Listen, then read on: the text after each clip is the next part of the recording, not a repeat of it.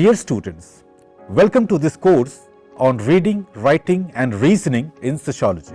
This course is a skill-based course for undergraduate students of sociology, which means that the purpose of this course is to enhance and equip you all with certain useful skills, the application of which will help you immensely while you study other courses. This course is worth 2 credits and consists of 20 lectures. The course is divided into 4 units.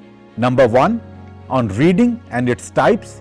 Number 2, writing an academic text. Number 3, some considerations while writing a text. And number 4, the peer review process. Once again, I welcome you all aboard this MOOC on reading, writing and reasoning in sociology.